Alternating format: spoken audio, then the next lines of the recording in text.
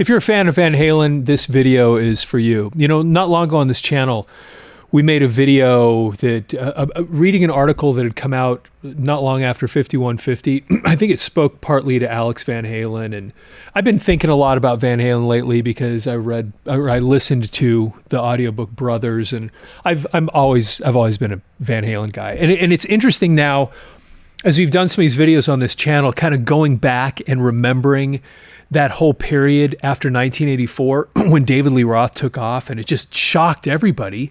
And then we're kind of excited about the idea of Sammy Hagar coming in because me and my friends are all Sammy Hagar fans, and we all like David Lee Roth, so he's going to go do this solo thing. And then he's got Steve Vai, which is really cool, you know, and just it was just so interesting then just watching these two kind of parallel tracks go off as David Lee Roth went off on his own, and then Van Halen carried on with Sammy Hagar, and just watching how it all played out at the time. And then kind of trying to, at the time at least, trying to figure out what we thought of it, you know, because there was this excitement, and then as the music started coming out, there was this, do I like this? What do I think about this whole thing? And of course I bought it. I was buying all of it and listening to it, and you know, me and my friends, all of us, and probably like you, if you're watching this, lived through that experience and kind of remember what that was like. Well, so I came across another article, another Van Halen article about that period. And this one is really, really fun. And I think you're going to like this because what this guy does is he takes these two things, the Van Halen and the David Lee Roth, and he actually assigns points to it. And it's just kind of, it's not very long, but I think you'll get a kick out of this, especially if you're into Van Halen and you remember that period that all of us lived through where we were kind of trying to figure it out. And this is from the Sunday Dispatch, September 28th, 1986. September 28th, 1986. So to put this in perspective, 5150 came out in March of 1986, and then Eat 'Em and Smile came out in July of 1986. This is called Van Halen versus David Lee Roth. Okay, here's the article. I've never considered myself any kind of music critic. As a matter of fact, I don't even know if I have the right to be. But with all these so-called, quote, experts on the subject constantly submitting their opinions into various music tabloids and getting away with it, I do get a bit fed up now and then. I'm fed up now. I've had it with the Eddie Van, Mr. Guitar, and David Big Mouth war already, and especially with the writers who thrive upon it.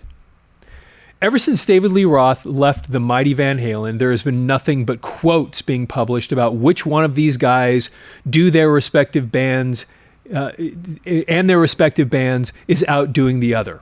Well, Van Halen's 5150 album, now showcasing the voice of rock entrepreneur Sammy Hagar, appeared first. 1 point Van Halen. 5150 is an excellent rock album. Sammy Hagar is 10 times the singer David Lee Roth is or ever will be.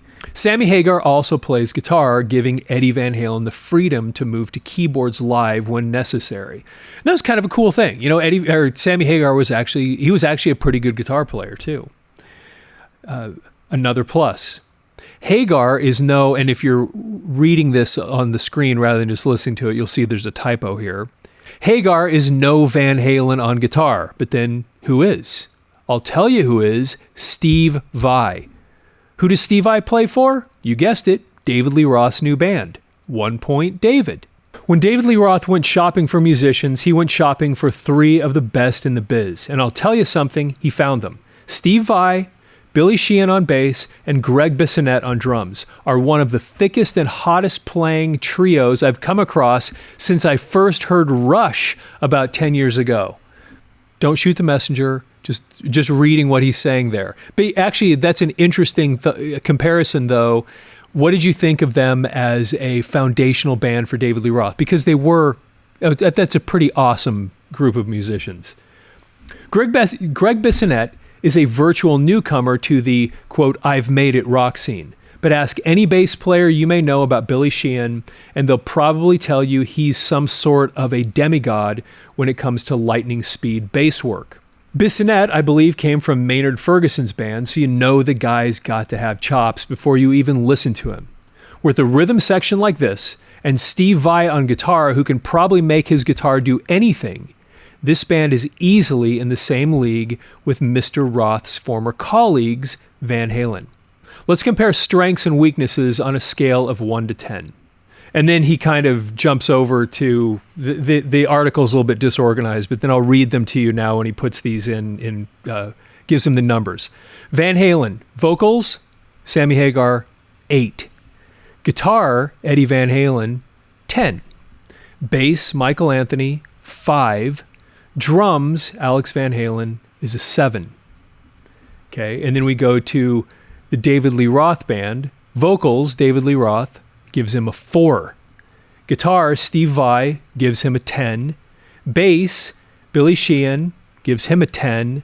And drums, Greg Bissonette, gives him a 7. Same thing he gives Alex Van Halen. And by the way, I'm curious, what do you think of those ratings, those 1 to 10 ratings that we have there? So he kind of goes into this perspective. When you add it all up, it pretty much evens out, which should tell you something. When you go hear and see a band, listen to the band and try not to single anyone out unless he's extremely annoying or just simply lousy. If he's lousy, the band is usually lousy, because if they don't know he is, then they can't be very good themselves. If it's a new band, and even though each member may play well, but they just don't sound right, don't give up on them. New individuals working together for the first time as musicians and as people need to feel each other out to get tight, gain a proper perspective on each other. Now, by the way, I know a lot of people that follow this channel, watch these videos, are musicians. Can you relate to that? I can. It's so interesting watching bands develop. Because if you've been in bands, you know exactly what I'm talking about. You can play with people, and it might click early on, but it's interesting how over time, even if it clicks early on, over time, how you really just learn how to gel, and you can over time fall into the pocket. And you know where everybody's going, and you can follow each other. It's really interesting, and he makes a really, really important point there. Okay. This is only the second time I've gotten into any national acts, but the paragraph above should be applied to local bands too. I chose to write about these bands because even though David Lee Roth has the reputation as a flamboyant, loudmouth egomaniac, I think he's come up shining here. It takes guts to quit a band as big as Van Halen and then go shopping for someone to replace a guitarist the quality of Eddie Van Halen. Ha ha.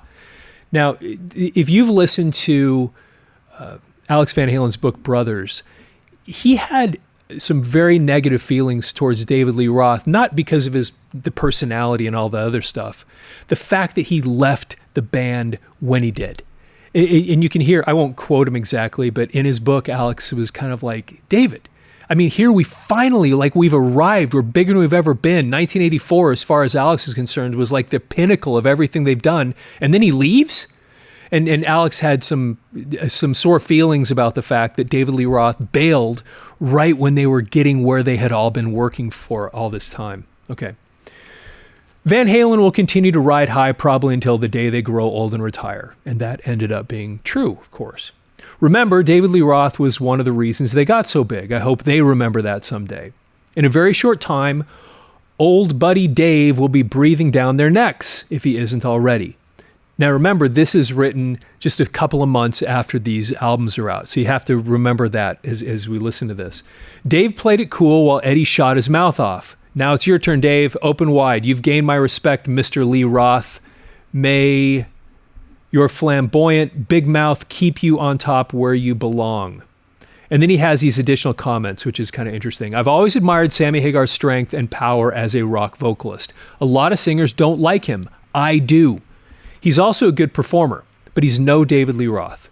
But what he lacks in charisma, he makes up with his throat.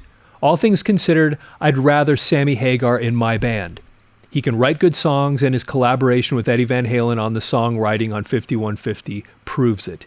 From a songwriting point of view, this is the best Van Halen record to date. Now, again, asking you this question. I mean, this is just a guy's opinion who even tells us that he's not a music critic, but so many of us that were just fans of this stuff had pretty strong opinions about this stuff, especially when it was all happening. And maybe, and I know, having interacted with a bunch of people on this channel now on these topics, that are sometimes our perspectives on these things change over time. And we don't, we saw it a certain way back then, and now those things modify as we get older. So it'd be love to hear what you think about that now. Van Halen gets the songwriting edge. Eddie Van Halen has proven himself as a guitarist time and time again, and obviously that's true. What more can you say? The rhythm section plays well together, but are not even close to Sheehan and Bissonette. I never liked Michael Anthony's playing style or his look. They should replace him. He's the weak spot. And it's funny, because at the time, I actually kind of thought the same thing. Well, maybe a little earlier than this, because when I saw them in concert, the first time I saw them, which was the 1984 tour, and other people I know saw this same thing, and I know some people have mixed feelings about it. Michael Anthony's bass solo really consisted of him throwing his bass on the ground, rolling around on the ground with his bass, which I personally found very entertaining. I actually really liked it. And similarly, as we talk about our taste changing over the years, the more I've learned about Michael Anthony and I've watched him and listened to him, the more I like him. I think the guy is just a cool, interesting, down-to-earth guy. And when he talks about him being the weak spot, he was the guy that gave them that spectacularly interesting harmony that Van Halen had from the beginning. You go back all the way to the beginning of Van Halen, and that those vocals were actually an important part. You can call David Lee Roth a weak vocalist all you want, and in many perspectives he was, but they had strong vocals in the music. You start putting in somebody like Michael Anthony in there, and even Eddie, and they're all singing, and they get that harmony in there, and it was very unique, and it was awesome. So call him the weak link, but he gave Van Halen a very unique sound with his voice. So he was a lot more important than I think most of us, myself especially included, gave him credit for early on, especially during this time. If you've seen David Lee Roth, you know he's a sensational performer. If you haven't, watch these videos. These guys are the hottest looking band I've seen in years to come. They lack the live keyboards use Van Halen has, but if you listen to the album, it's obvious they don't need them. This is balls out rock and roll. They've got the edge as a live band and as musicians.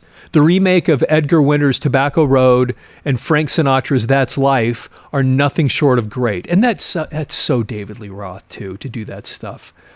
And it also kind of goes along with what Van Halen had done so often in their career, which was they'd put cover tunes. I mean, look back at Van Halen 1. I mean, they had done this. They'd put a lot of cover tunes on their albums and kind of made them their own. And, David Lee Roth kind of continued in that, with that idea when he put his solo stuff out.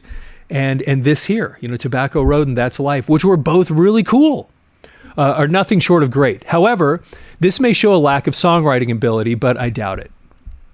By this record, these guys are all hot players. The critical areas are Hagar's edge vocally and Sheehan's unquestionably better bass work. But then again, he's better than most rock bass players. But David Lee Roth's stage performance is second to none. Hagar plays guitar. Pretty close, huh? Anyway, and that's the end of the article. But I just loved that this guy, especially at the time, like so many of us were, just actually kind of sat down and said, okay, let's put numbers on these things and kind of pick this apart and see what we can figure out and see how we really feel about this. And anyway, just looking back again, I appreciate this because it's kind of fun now. Again, now that I'm, this was a million years ago. I was a teenage kid at the time, just kind of figuring things out. And now to look at it as a grandfather many years later and think about those things because it was all really spectacular music. It was all entertaining. It was all fun.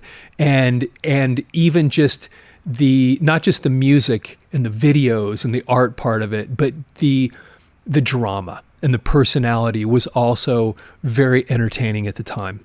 So anyway, I hope you enjoyed that. Please, if you're not following the channel already, please follow the channel. We have so many cool things that are coming up in 2025. I'm so excited about it. I mean, we dedicated a part in the studio for this new set, and we've got a bunch of really cool things we're going to be doing as this year progresses, which we're very excited about. So please follow the channel, like the video, leave your comments, thoughts on all this stuff. We have some of the best comment section, I think, of almost any channel I've seen, because there's so many thoughtful, interesting things that people put in these comments, and I really appreciate it. And it's just actually entertaining just to read all these comments and see everything that people have to say. It's really awesome. So I thank you for doing that. And with that, as always, have yourself a fantastic day.